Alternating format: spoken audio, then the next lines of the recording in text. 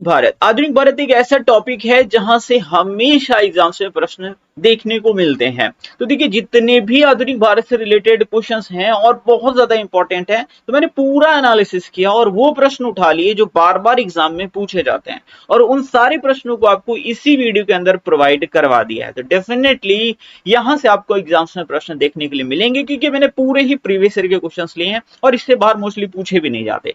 तो चलिए शुरू करते हैं और आप भी देखिए कि आप कितने प्रश्नों को सही कर पा रहे हैं। तो सबसे पहला प्रश्न है, वर्ष 1885 में कांग्रेस की स्थापना किसके द्वारा की गई थी?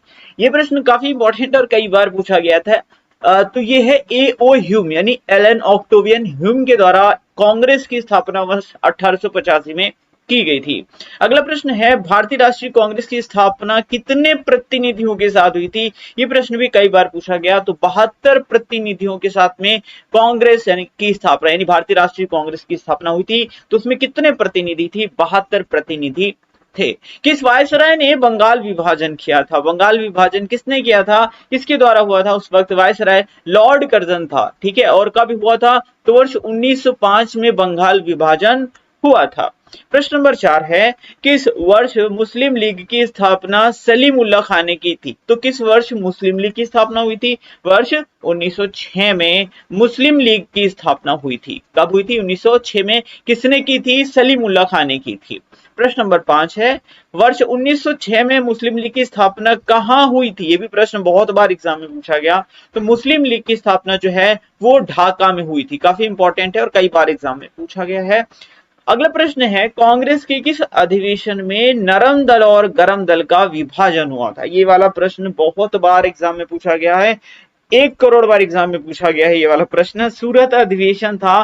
कब हुआ था सूरत अधिवेशन? उसकी भी चर्चा करेंगे। तो कांग्रेस का सूरत अधिवेशन कब हुआ था, इसका जो ईयर है वो भी पूछा जाता है। तो 1907 में सूरत अधिवेशन हुआ था, और इसी सूरत अधिवेशन में कांग्रेस जो थी 2 पार्ट्स में डिवाइड हो गई थी। तो कांग्रेस का जो सूरत अधिवेशन हुआ था, इसकी अध्यक्षता किसने की थी? तो इसकी अध्यक्षता किसने की थी?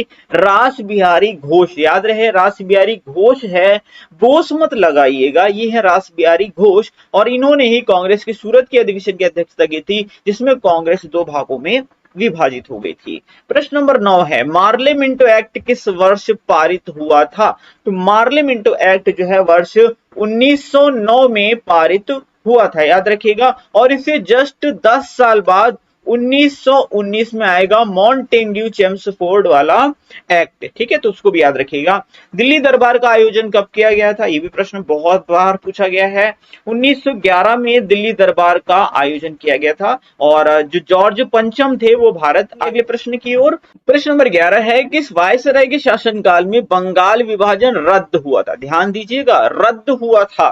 तो ये किस वायसराय के शासनकाल में रद्द हुआ था? उस वक्त वायसराय था लॉर्ड होर्डिंग, और ये वर्ष 1911 की बात है। 1905 में बंगाल विभाजन हुआ, और उस वक्त जो वायसराय था वो था लॉर्ड कर्जन। ठीक है, और 1911 में ये रद्द हुआ। उस वक्त वायसराय कौन थे? Lord hoarding. तो इतने प्रश्न दोनों मतलब याद रखिएगा एक दूसरे से इंटरलिंक करके।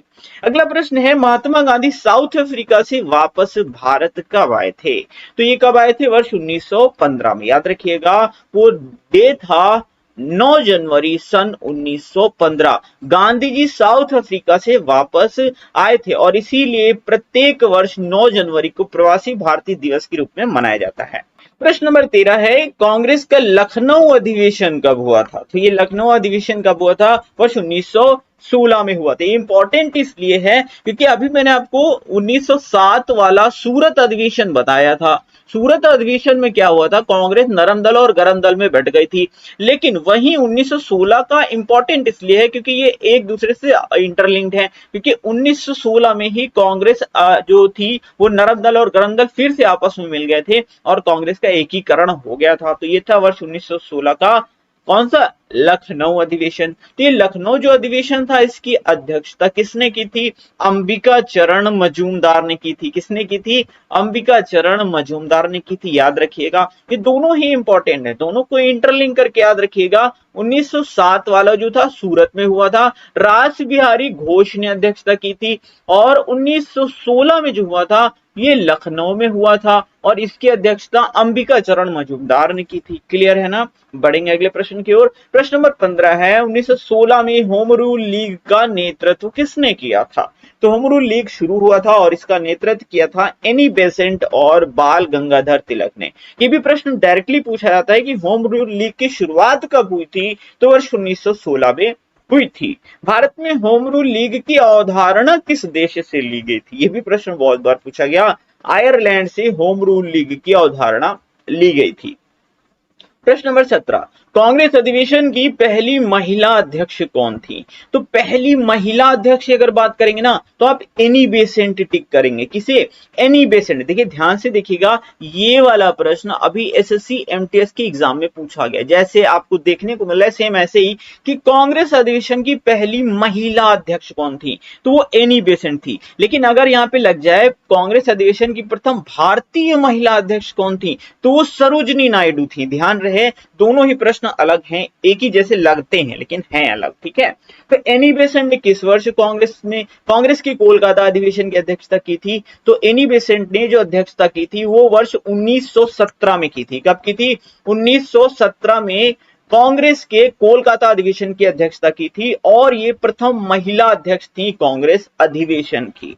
प्रश्न नंबर 19 है, रॉलेट एक्ट जिसे अंग्रेजों का काला कानून कहा गया था, किस वर्ष ये पारित हुआ था? रॉलेट एक्ट काफी इंपॉर्टेंट है। वर्ष 1919 में ये अंग्रेजों ने पारित किया था। ये किसी को भी उठा लेते थे, कोई भी क्रांतिकारी इनके अगेंस्ट मिल जाए उसको उठा के सीधा जेल में बंद कर देते थे, इसीलिए इसे काला कानून कहा गया था। ठीक है, नो अपील नो दलील वाला इनका ये कानून था, किसी को भी उठा करके बंद कर दो। और रॉलेट एक्ट के ही विरोध में गांधी जी ने वर्ष 1920 में असहयोग आंदोलन शुरू किया था। किस महिला ने भारतीय तिरंगा सबसे पहले फहराया था? बहुत बार ये प्रश्न पूछा गया है। तो इस प्रश्न का जो सही जवाब है वो है मैडम भीकाजी रुस्तम कामा। जी हाँ, वर्ष 1907 में मैडम भीकाजी रुस्तम कामा ने झंडा फहराया था। कहां फहराया था? ये भी प्रश्न कई बार एग्जाम में पूछा गया, तो याद रखिएगा जर्मनी में। और कभी कभी तो जर्मनी में जो प्लेस है ना उसी का नाम यहाँ पर दिया होता है, उसका नाम था स्टुटगार्ट। क्या नाम था?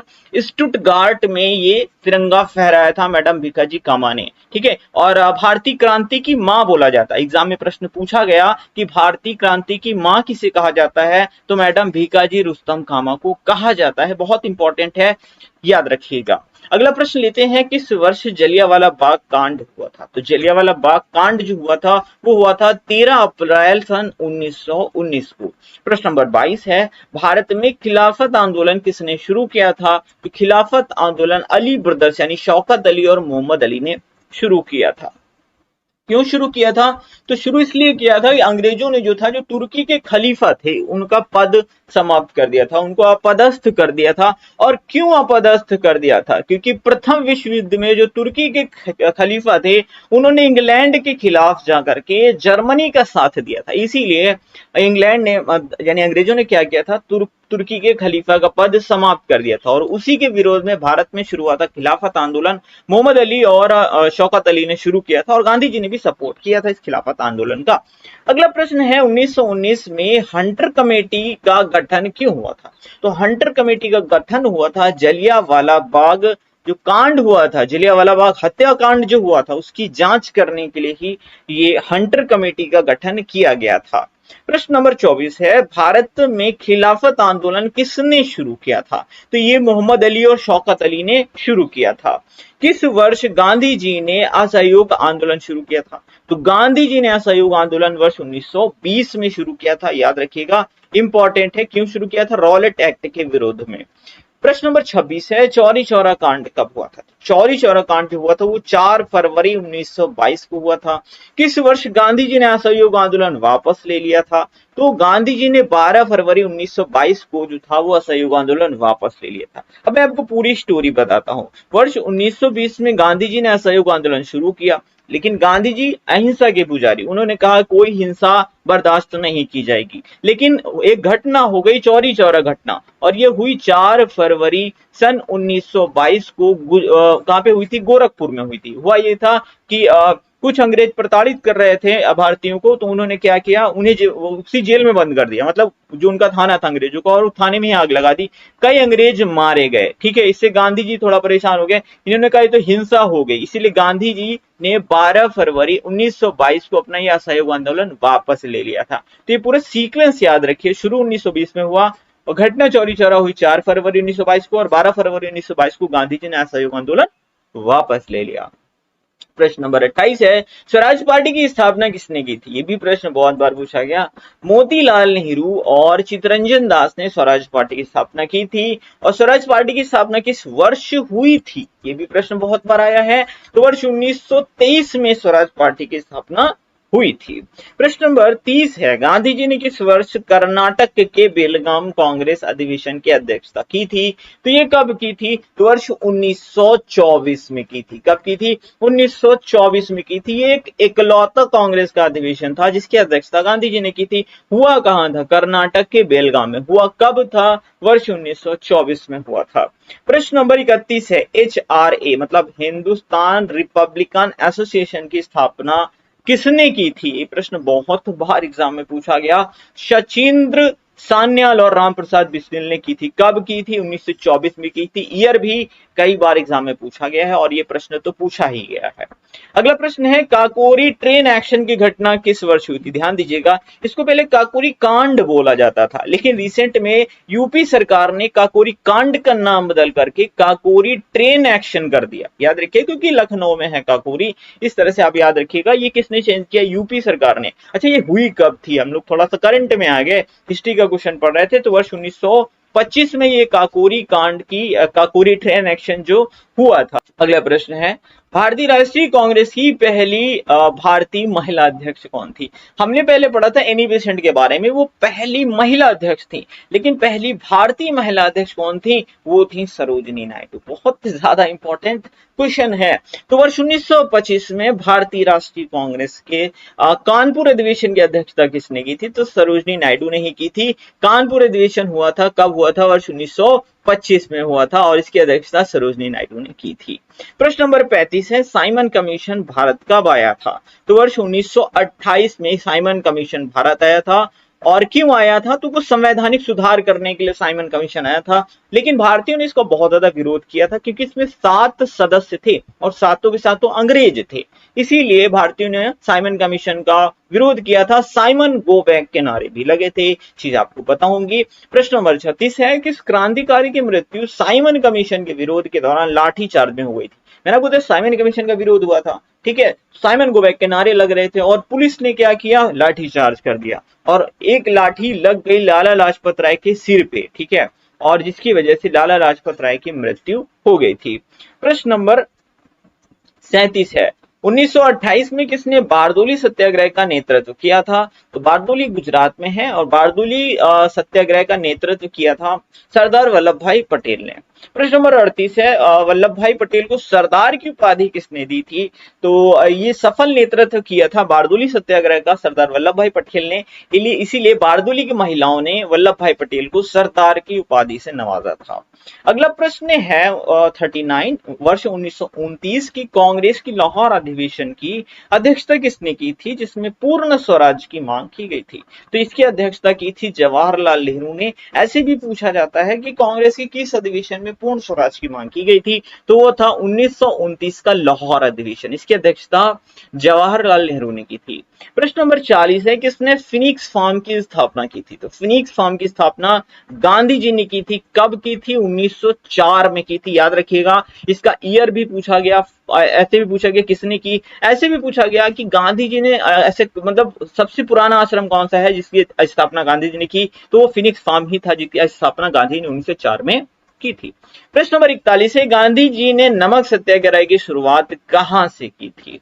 तो नमक सत्याग्रह की शुरुआत साबरमती से की थी। याद रखिएगा, अंग्रेजों ने एक नमक कानून बनाया था नमक पर एकाधिकार के लिए, गांधी जी ने उसे तोड़ने के लिए नमक सत्याग्रह शुरू किया था और गुजरात के साबरमती से दांडी के बीच में गांधी जी ने यात्रा शुरू की थी। शुरू कब की थी? तो 12 मार्च सन 1930 को दांडी मार्च शुरू किया था या नमक सत्याग्रह शुरू किया था और ये 24 दिन तक की गांधी जी की यात्रा चली थी और 6 अप्रैल को दांडी पहुंच करके गांधी जी ने नमक उठा करके इस कानून को तोड़ दिया था। याद रखिएगा, जितने भी पॉइंट्स मैंने बताए हर पॉइंट से अलग अलग प्रश्न बना है। प्रश्न नंबर 42 है, गांधी जी ने नमक सत्याग्रह की शुरुआत कब की थी? अभी मैंने आपको जस्ट बताया 12 मार्च 1930 को गांधी जी ने नमक सत्याग्रह की शुरुआत की थी और ये चला कब तक था? 6 अप्रैल 1930 तक के 24 दिन ये यात्रा चली थी। गांधी जी ने सविनय अवज्ञा आंदोलन कब शुरू किया था? तो 1930 में सविनय अवज्ञा आंदोलन शुरू किया था। नमक सत्याग्रह गांधी जी ने किया, जब नमक सत्याग्रह कंप्लीट हो उसके बाद सविनय अवज्ञा आंदोलन गांधी जी ने शुरू किया था। क्रांतिकारी भगत सिंह, सुखदेव और राजगुरु को फांसी की सजा कब हुई थी? तो फांसी की सजा हुई थी 23 मार्च 1931 को लाहौर की सेंट्रल जेल में फांसी की सजा हुई थी भगत सिंह, सुखदेव और राजगुरु को। क्यों हुई थी? तो देखिए, सबसे पहले तो सैंडर्स की हत्या की थी और उसके अलावा सेंट्रल असेंबली में बम फेंका था। बम फेंकने के बाद भागे नहीं थे क्योंकि इनका पर्पस ही ये था कि उनके कानों में आवाज जाए, ठीक है, अपनी आवाज को पहुंचाने के लिए सेंट्रल असेंबली में बम फेंका और ऐसी जगह फेंका था जहां कोई नहीं था, यानी किसी को मारने का पर्पस बिल्कुल भी नहीं था, सिर्फ अपनी आवाज पहुंचाने के लिए ही ये किया था। तो और इसीलिए भगत सिंह, सुखदेव और राजगुरु को फांसी की सजा हुई थी 23 मार्च 1931 को लाहौर की सेंट्रल जेल में। अगला प्रश्न है, इंग्लैंड में प्रथम गोलमेज सम्मेलन का आयोजन कब हुआ था? तो प्रथम गोलमेज सम्मेलन का आयोजन वर्ष 1930 में हुआ था। कितने गोलमेज सम्मेलन हुए थे? 3 हुए थे। 1930 में पहला, 1931 में दूसरा और 1932 में तीसरा गोलमेज सम्मेलन हुआ था। प्रथम गोलमेज सम्मेलन के समय इंग्लैंड का प्रधानमंत्री कौन था? बहुत बार पूछा गया, रैमजे मैकडोनाल्ड। क्या नाम था? Ramsay MacDonald. और उस वक्त याद रखिएगा कौन था प्रधानमंत्री? Ramsay McDonald. गांधी इरविन समझौता कब हुआ था? तो गांधी जी असहयोग आंदोलन चला रहे थे और गांधी जी ने प्रथम गोलमेज सम्मेलन में पार्टिसिपेट भी नहीं किया था, तो गांधी इरविन समझौता। इरविन उस वक्त वायसराय हुआ करता था, तो गांधी और इरविन के बीच में 5 मार्च 1931 को समझौता हुआ। गांधी जी ने अपना असहयोग आंदोलन स्थगित कर दिया और डिसीजन लिया कि अब वो गोलमेज सम्मेलन में पार्टिसिपेट करेंगे। तो इरविन ने गांधी जी को मना लिया था और गांधी जी और इरविन के बीच में कुछ समझौते हो गए थे कुछ शर्तों पे, ठीक है। महात्मा गांधी ने किस गोलमेज सम्मेलन में भाग लिया था? तो दूसरे गोलमेज सम्मेलन में, क्योंकि 1931 में गांधी इरविन समझौता हुआ और गांधी जी दूसरे गोलमेज सम्मेलन में पार्टिसिपेट करने इंग्लैंड गए थे 1931 में। प्रश्न नंबर 48 है, महात्मा गांधी ने किस गोलमेज सम्मेलन में पार्टिसिपेट किया था? तो दूसरा गोलमेज सम्मेलन था, अभी मैंने आपको बता दिया। प्रश्न नंबर 49 है, किस वर्ष गांधी जी व बी.आर. अम्बेडकर जी के बीच में पूना पैक्ट हुआ था यरबड़ा जेल में? पूना पैक्ट कब हुआ था? ये 26 सितंबर 1932, पूरा याद रखिएगा, 24 सितंबर 1932 में हुआ था पूना पैक्ट। प्रश्न नंबर 50 है, किसने तीनों गोलमेज सम्मेलन में भाग लिया था? तो बी.आर. अम्बेडकर ने तीनों गोलमेज सम्मेलन में पार्टिसिपेट किया था। याद रखिएगा, प्रश्न बहुत बार पूछा गया। अगला प्रश्न है, कांग्रेस के किस अधिवेशन में मौलिक अधिकार और आर्थिक नीति पारित की गई थी? बहुत इंपॉर्टेंट प्रश्न है ये वाला, ठीक है। तो ये है कराची अधिवेशन 1931 वाला, इसी में मौलिक अधिकार और आर्थिक नीति पारित की गई थी, कराची अधिवेशन। और इस कराची अधिवेशन 1931 की अध्यक्षता किसने की थी? तो सरदार वल्लभ भाई पटेल ने अध्यक्षता की थी 1931 की कराची अधिवेशन की। भारत में प्रांतीय स्वायत्तता किसके द्वारा शुरू हुई थी? तो 4 ऑप्शंस दिए हैं, बहुत कंफ्यूजिंग क्वेश्चन है, काफी सारे लोग इस प्रश्न में फंसते हैं, लेकिन आप नहीं फंसोगे क्योंकि भारत सरकार अधिनियम 1935 के द्वारा प्रांतीय स्वायत्तता जो है वो शुरू हुई थी। और याद रखिएगा, इसी अधिनियम के द्वारा आरबीआई की स्थापना हुई थी, ठीक है, भारत सरकार अधिनियम। इसी अधिनियम के द्वारा जो क्या बोलते हैं बर्मा था, ठीक है, बर्मा को भारत से अलग कर दिया गया था, जिसे म्यांमार बोलते हैं, उस वक्त बर्मा हुआ करता था, बर्मा को भारत से अलग किया गया था भारत सरकार अधिनियम 1935 के द्वारा। और ये वाला प्रश्न यूपी SSSC पेट के एग्जाम में पूछा गया था, ठीक है, याद रखिएगा, इंपॉर्टेंट प्रश्न है। अगला प्रश्न है, कांग्रेस के हरिपुरा अधिवेशन 1938 की अध्यक्षता किसने की थी? ये प्रश्न बहुत इंपॉर्टेंट है, ध्यान से सुनिएगा, 3-4 प्रश्न यहाँ पर बताऊंगा। नेताजी सुभाष चंद्र बोस ने 1938 में हरिपुरा अधिवेशन अधिवेशन की अध्यक्षता की थी। कहाँ है हरिपुरा? हरिपुरा गुजरात में है, याद रखिएगा कहाँ है, गुजरात में है। ये भी प्रश्न पूछा जा चुका है कि हरिपुरा कहाँ है, गुजरात में है। अगला प्रश्न है कांग्रेस के त्रिपुरी अधिवेशन 1939 की अध्यक्षता किसने की थी? तो त्रिपुरी अधिवेशन की अध्यक्षता भी नेताजी सुभाष चंद्र बोस ने की थी। याद रहे 1938 में हरिपुरा की थी, 1939 में त्रिपुरी, जी हाँ मैं त्रिपुरी ही बोल रहा हूं, त्रिपुरा बोलने की जरूरत ही नहीं है, त्रिपुरी की बात कर रहा हूं। त्रिपुरी दरअसल जो है ये मध्य प्रदेश के जबलपुर में है। कहां है? मध्य प्रदेश के जबलपुर में है त्रिपुरी। और मैं आपको बताऊं ये त्रिपुरी संकट क्या है, क्योंकि त्रिपुरी संकट भी आपने सुना होगा, मैं आपको पूरा बताता हूं। 1939 में जब इलेक्शन हुए तो नेताजी सुभाष चंद्र बोस को अध्यक्ष चुना गया, लेकिन गांधी जी चाहते थे कि पट्टाभी सीतारामैया को अध्यक्ष चुना जाए, लेकिन पट्टाभी सीतारामैया इलेक्शन हार गए और नेताजी सुभाष चंद्र बोस जीत गए। इसीलिए गांधी जी ने नेताजी का सहयोग करना बंद कर दिया। ठीक है, नेताजी से थोड़े नाराज हो गए, लेकिन नेताजी को यह बात अच्छी नहीं लगी गांधी जी हमसे नाराज हो, तो नेताजी ने क्या किया, स्वेच्छा से अपना पद ही त्याग दिया। इन्होंने कहा कोई बात नहीं, हम नहीं अध्यक्षता, हम अध्यक्ष नहीं, चलिए छोड़ देते हैं। तो नेताजी ने अपना पद छोड़ दिया था। उसके बाद क्या पट्टाभी सीतारामैया बने? नहीं। उसके बाद जो अध्यक्ष बने थे वो निर्विरोध बने थे राजेंद्र प्रसाद, डॉक्टर राजेंद्र प्रसाद अध्यक्ष बन गए थे। इसी बोलते हैं त्रिपुरी संकट। और फिर उसके बाद जब 1939 में नेताजी ने त्रिपुरी मतलब ये जो अध्यक्षता छोड़ दी, उसके बाद नेताजी ने क्या किया, 1939 में फॉरवर्ड ब्लॉक की स्थापना की थी। तो इतने प्रश्न आपको मैंने एक बार में बताया। ये जो पूरा सिस्टम मैंने आपको बताया, अध्यक्षता बने और पट्टाभी सीतारामैया को बनाना चाहते थे, बने आखिर में राजेंद्र प्रसाद, जब नेताजी सुभाष चंद्र बोस ने अध्यक्षता छोड़ दी। इसे त्रिपुरी संकट के नाम से जाना जाता है। याद रखिएगा, इतिहास में बहुत फेमस घटना है और यहाँ से प्रश्न हमेशा बनते हैं। अगला प्रश्न है 1939 में किसने फॉरवर्ड ब्लॉक की स्थापना की थी? मैंने अभी आपको बताया नेताजी सुभाष चंद्र बोस ने 1939 में फॉरवर्ड ब्लॉक की स्थापना की थी। अगला प्रश्न है किस वर्ष मुस्लिम लीग के द्वारा पाकिस्तान की मांग उठी थी? ये प्रश्न बहुत बार एग्जाम में पूछा जा चुका है, तो वर्ष 1940 में।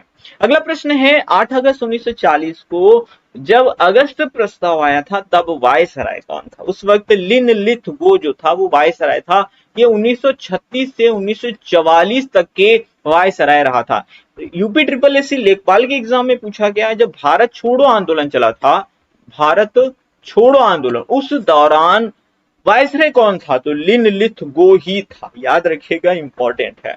क्रिप्स मिशन कब भारत आया था? तो क्रिप्स मिशन वर्ष 1942 में भारत आया था।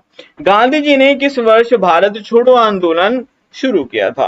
तो भारत छोड़ो आंदोलन गांधी जी ने वर्ष 1942 में शुरू किया था और करो या मरो का नारा भी गांधी जी ने दिया था इसी आंदोलन के दौरान। प्रश्न नंबर 61 है शिमला सम्मेलन, जिसे सभी राजनीतिक दलों का सम्मेलन कहते हैं, किस वर्ष हुआ था? तो शिमला सम्मेलन जो है वर्ष 1945 में हुआ था। एक प्रश्न भी पूछा जाता है कि जिस शिमला सम्मेलन हुआ था उस वक्त वायसराय कौन था? तो उस वक्त जो वायसराय था वो था लॉर्ड वेवेल। कौन था? Lord Wavell. क्योंकि 1944 से 1947 तक जो वेवेल था यही वायसराय था। ठीक है, याद रखिएगा, इंपॉर्टेंट है। जो प्रश्न एग्जाम में आए हैं मैं वही आपको यहां पर बता रहा हूं। प्रश्न नंबर 62 है वर्ष 1951 में किसने भूदान आंदोलन शुरू किया था? विनोबा भावे ने भूदान आंदोलन शुरू किया था, क्योंकि देश जो था वो आजाद हुआ था। बहुत सारे लोगों के पास जमीनें बहुत ज्यादा थी और किसी के पास तो कुछ जमीन ही नहीं थी, तो कैसे चलता, व्यवस्था कैसे चलती? तो विनोबा भावे ने क्या किया, भूदान आंदोलन शुरू किया और लोगों से गुहार लगाई कि जिनके पास भी बहुत ज्यादा जमीन है वो भूमि को दान करें और जिनके पास भूमि नहीं है उनको भूमि प्रदान करें। इस तरह से बहुत सारे लोगों ने भूमि दान की थी, याद रखिएगा। अगला प्रश्न है 63 1885 में भारतीय राष्ट्रीय कांग्रेस का पहला अधिवेशन कहां हुआ था? तो ये हुआ था बॉम्बे में। कब हुआ था? 1885 में हुआ था, और अभी तो मुंबई बोलते हैं। अगला प्रश्न है इंडिया विंस फ्रीडम किसकी आत्मकथा है? तो मौलाना अबुल कलाम आजाद की आत्मकथा है इंडिया विंस फ्रीडम। अगला प्रश्न है भारतीय राष्ट्रीय आंदोलन के दौरान व्यक्तिगत सत्याग्रह के लिए चुने जाने वाले पहले भारतीय कौन थे? ठीक है, व्यक्तिगत सत्याग्रह के पहले जो व्यक्ति थे या प्रथम व्यक्तिगत सत्याग्रही बोले तो वो विनोबा भावे थे। शुरू किसने किया था? गांधी जी ने किया था। दूसरे सत्याग्रही कौन थे व्यक्तिगत सत्याग्रही? तो वो पंडित जवाहरलाल नेहरू थे। याद रखिएगा, पहले विनोबा भावे, दूसरे पंडित जवाहरलाल नेहरू थे। प्रश्न नंबर 66 है, वर्ष 1920 में मूक नायक अखबार जो है ये किसने शुरू किया था? तो बी आर अम्बेडकर ने मूक नायक नाम का यह जो अखबार है वो 1920 में शुरू किया था। देश बंधु किसे कहा जाता था? तो देश बंधु जो है वो चित्तरंजन दास को कहा जाता था। यहाँ पर दो कंफ्यूजिंग प्रश्न आते हैं। आप कहेंगे सर इतना इजी प्रश्न ले लिया, क्यों ले लिया? क्योंकि ये प्रश्न ये भी पूछा जाता है कि महात्मा गांधी ने किसे दीन बंधु की उपाधि दी थी। अब आप देखेंगे देश बंधु और दीन बंधु मिलता जुलता सा लग रहा है। तो देश बंधु हमारे अपने देश के कौन? चित्तरंजन दास। लेकिन दीन बंधु की उपाधि गांधी जी ने CF एंड्रयूज को दी थी। नाम से ही लग रहा है अंग्रेजी नाम है, तो ये दीन बंधु है। और देश बंधु चित्तरंजन दास, क्योंकि देश के ही नाम से लग रहा है ना कि अपने भारतीय है ना। इस तरह से आप याद रख सकते हैं, कंफ्यूज नहीं होंगे लाइफ में। प्रश्न नंबर 69 है, भारत से ब्रिटेन में धन की निकासी यानी ड्रेन ऑफ वेल्थ। अंग्रेज जो क्या करते थे, भारत का सारा पैसा ब्रिटेन भेज दिया करते थे, तो इसको बोला ड्रेन ऑफ वेल्थ। तो इसके संस्थापक कौन थे? तो ड्रेन ऑफ वेल्थ के संस्थापक कौन थे? दादा भाई नौरोजी। याद रखिएगा, इंपॉर्टेंट प्रश्न है, कई बार एग्जाम में पूछा जा चुका है। प्रश्न नंबर 70 है, महात्मा गांधी के राजनीतिक जीवन की निम्नलिखित घटनाओं का कालक्रम क्या है? अब आपको ईयर्स पता होने बहुत ज्यादा जरूरी है। तो चंपारण सत्याग्रह गांधी जी का पहला सत्याग्रह था भारत में, 1917 में शुरू किया था। अहमदाबाद मिल मजदूर हड़ताल 1918, खेड़ा आंदोलन 1918, असहयोग आंदोलन 1920। अब लोग यहाँ फंसेंगे क्योंकि 2-2-18 आ गए। तो सबसे पहले तो आप चंपारण करिए एक, उसके बाद जो था वो अहमदाबाद मिल मजदूर हुआ था, फिर खेड़ा हुआ था, फिर असहयोग आंदोलन हुआ था। 1 2 3 4। अब इसमें याद कैसे रख सकते? अहमदाबाद और खेड़ा में पहले कौन सा हुआ था? तो ए पहले आएगा कि के पहले आएगा? तो ए आएगा ना, तो अहमदाबाद वाला पहले आएगा। इस तरह से आज 1 2 3 आपका करेक्ट आंसर हो जाएगा। अगला प्रश्न है, भारत में लोकनायक शब्द से कौन प्रसिद्ध है? तो लोकनायक बोलते हैं जयप्रकाश नारायण को। प्रश्न नंबर 72 है, किसने 1894 में दक्षिण अफ्रीका में नटाल कांग्रेस की स्थापना की थी? तो नटाल कांग्रेस की स्थापना किसने की थी? गांधी जी ने की थी। कब की थी? 1894 में की थी। मदन मोहन मालवीय को किसने महामना की उपाधि दी थी? तो महात्मा गांधी ने मदन मोहन मालवीय को महामना की उपाधि दी थी, इसलिए बोलते हैं महामना मदन मोहन मालवीय। प्रश्न नंबर 74 है, सरोजिनी नायडू को भारत कोकिला यानी नाइटिंगेल ऑफ इंडिया की उपाधि किसने दी थी? ऑब्वियसली गांधी जी ने दी थी। ये प्रश्न ऐसे हैं मोस्टली लोग इसमें कंफ्यूज होते हैं, आप नहीं होइएगा, सारे ही प्रीवियस ईयर के, एक भी प्रश्न मैंने बाहर से नहीं लिया, खुद नहीं बनाया है। बनारस हिंदू विश्वविद्यालय के संस्थापक कौन थे? तो मदन मोहन मालवीय बनारस हिंदू विश्वविद्यालय के संस्थापक थे, 1916 में स्थापना की थी। अच्छा, एक प्रश्न ये पूछा जाता है कि गांधी जी का भारत में प्रथम जन भाषण कौन सा था?